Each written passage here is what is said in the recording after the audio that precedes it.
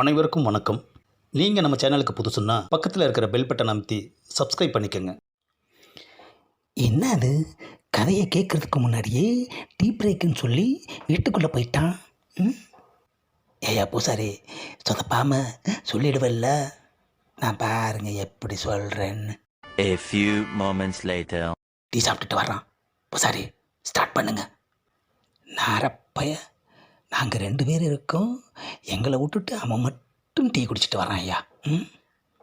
Ready, start. பூசாரி சீக்கிரம் ஆரம்பிங்க, இல்லைன்னா கட் சொல்லிடுவான். இந்த வீட்டை இவர் வாங்கிறதுக்கு முன்னால் இந்த வீட்டில் மொக்கராசுன்னு ஒருத்தன் குடியிருந்திருக்கான். ஆமாம், அது என்ன மொக்கராசு? ஏப்பா அவர் சொல்ல விடேன்பா. பூசாரி சொல்லுங்க. அந்த மொக்கராசை அருக்காணின்னு ஒரு பொண்ணு விரும்புச்சு. ஆமாம், 2 தடவை இருக்கானின்னு சொன்னீங்க. ஆனால் பொண்ணு மட்டும் ஒரு பொண்ணுன்னு சொல்கிறீங்க. ஆஹா, ஏப்பா ஒரு ஃப்ளோவில் அவர் சொல்லிட்டாரு, விடேன்பா, நீ கதையை கேளு. சரி, சொல்லுங்க. அருக்காணியும் மொக்கராசும் காதல் பண்ணுற விஷயம் அருக்காணியோட வீட்டுக்கு தெரிஞ்சிருச்சு. ஒரு நிமிஷம். என்னையா மறுபடியும்? ஆமாம், அருக்காணி எங்கே இருக்கான்னு சொல்லவே இல்லையே.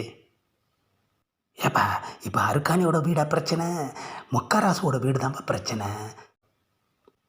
அருக்காணியோட வீடு அதோ பின்னாடி தெரியுது ஒரு வாசக்கதவு. அந்த வீட்டில் தான் அருக்காணி குடியிருந்தா.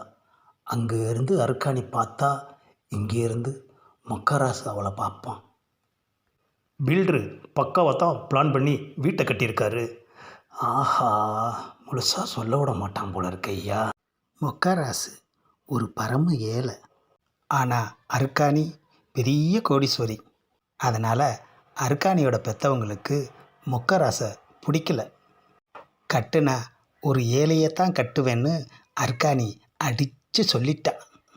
நான் ஃபாரின் பொண்ணுக்கு ஆசைப்பட்ட மாதிரி மொக்கராசு கோடீஸ்வரிக்கு ஆசைப்பட்டிருக்கான். அங்கே தான் தம்பி ட்விஸ்டே. என்ன, அருக்காணியும் மொக்கராசும் ஓடி போயிட்டாங்களா? ஏயா அவசரப்படுற, அவர் சொல்லட்டுமே. ஆமாம், அதுதான் இல்லை. அருக்காணி ஒரு ஏழையைத்தான் கட்டுவேன்னு சொன்னதும் நாங்களே ஒரு ஏழையை பார்த்து உனக்கு கல்யாணம் பண்ணி வைக்கிறோன்னு சொல்லிட்டாங்க.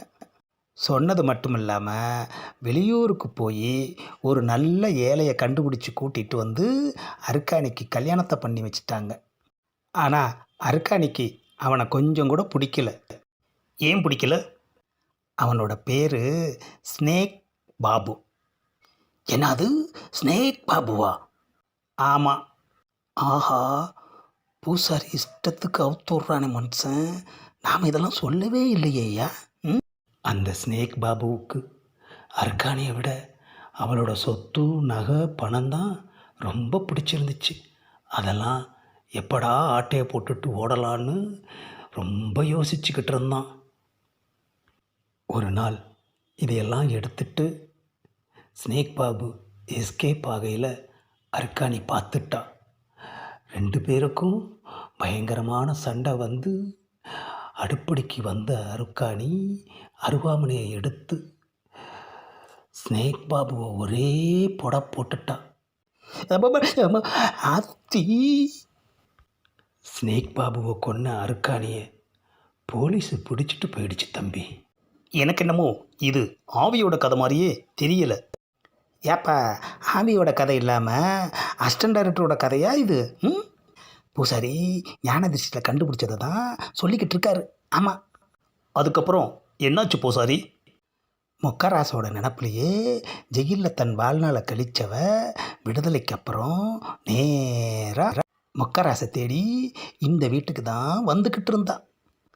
கொடுமை என்னன்னா, வர்ற வழியில் மொக்கராசை பார்க்கறதுக்கு முன்னாடியே அவள் ஒரு ஆட்டோவில் அடிபட்டு செத்து போயிட்டான். ஆஹா, கதை வேற லெவல்லலாம் இருக்குது அத்தி.